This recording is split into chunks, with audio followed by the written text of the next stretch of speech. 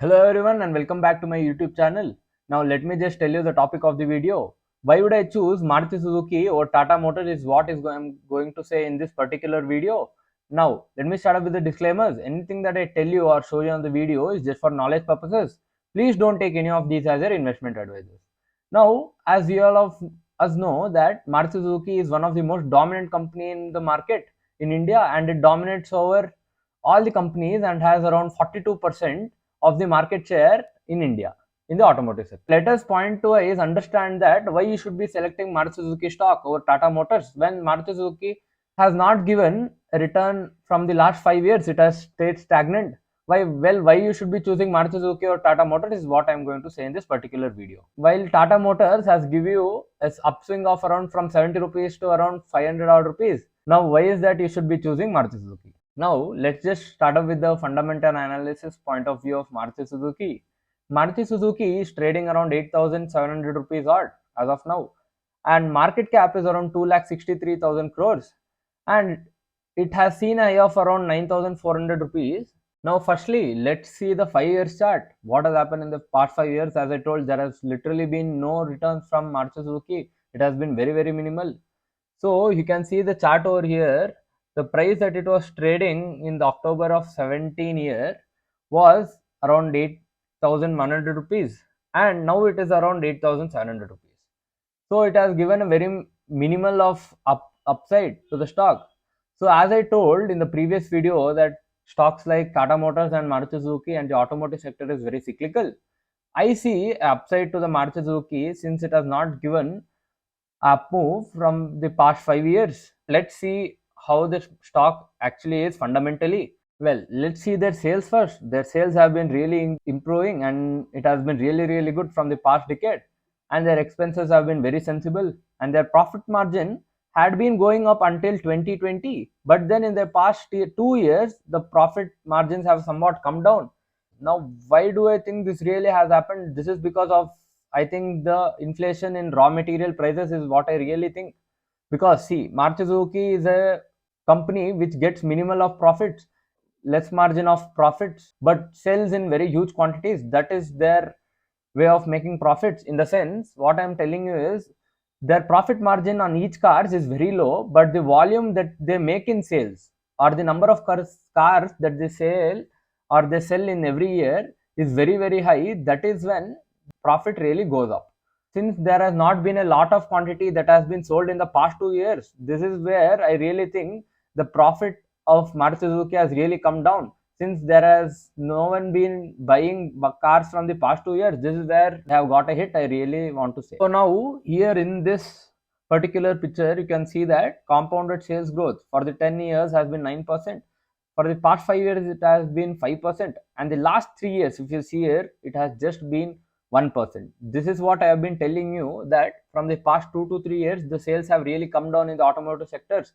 The big company which really had to take hit for the past 3 years or say 2 years was, I can say, Maruti Suzuki, because Tata Motors had their thing in the electric sector or say in the EV sector, so they really made profits. But Maruti Suzuki has taken a hit because their way of making profits is by selling huge volumes of their cars, but they have not been able to sell huge margin of their cars or say huge number of or say huge volume of their cars. That is where they have taken a hit.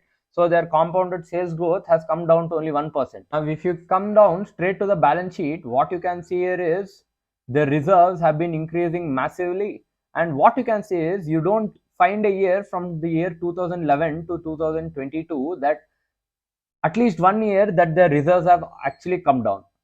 What this really means is they have been storing or they have been reserving all their money or they have been parking all of their money. They have not been using it for other expenses like say setting up new factories or research and development stuff or any other purposes. They have not really done it. So their plan has been really, really simple. They have been very, very focused. They knew what to do, and now is the time that they'll need a evolution in their company. While the EV space has been improving, now if they enter into the market, this is where they will need a lot of reserves, and they are very well prepared for it. Now what you can see here is the company is almost debt free, is what you can see out of these charts, and their liabilities are very, very low. Now if you see the stock holding pattern, what you can really see is that the public has reduced their stake in these kind of stocks. It has come almost say from 5 odd percent to 3 odd percent. Now this is where I really think that the public will come back and invest a lot of money in a company like Maruti Suzuki, is what I really feel. Because the cycle of say Maruti Suzuki or the automotive sector has somewhat come to an end, is what I really think. This is a time for them to make really good money. Now, what is my conclusion on Maruti Suzuki? The answer is really, really simple here. Maruti Suzuki, a big automotive giant in India, has not given return on equity from the say past 5 years. It has been very, very minimal. So, what I really think over here is, as I told, the cycle of automotive sector is very cyclical. So what I really feel here is it will give a run up as soon as you see a positive news of Maruti Suzuki is somewhat entering into the EV space, is what I really think.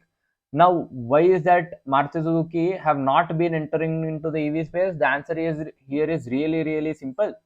Because Maruti Suzuki operates with very less profit margins.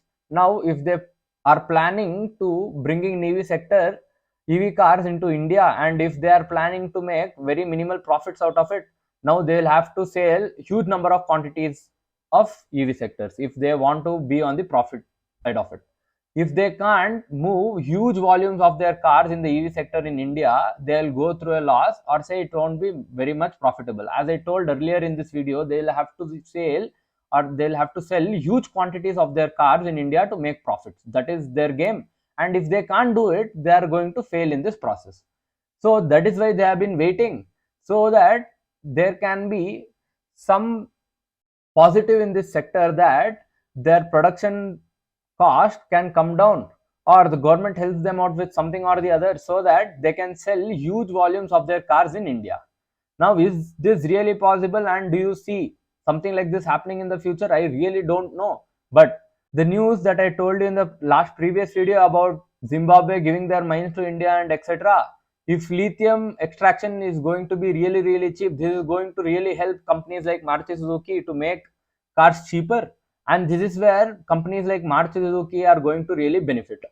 Now, can you give 100% of this happening? I really don't know. I'm just having the possibilities that can happen in front of you. Now, if I don't think that something like this is going to happen, what is the other way that Maruti Suzuki can really go up?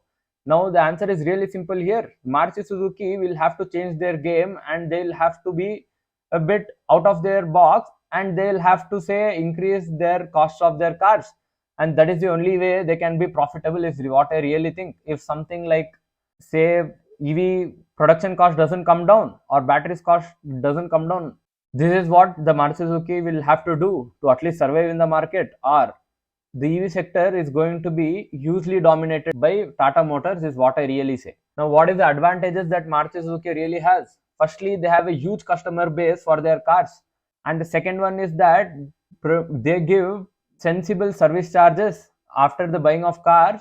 That means that people would want to have their cars for long, because their service part of it and the etc or the after cost after buying the car is really, really less.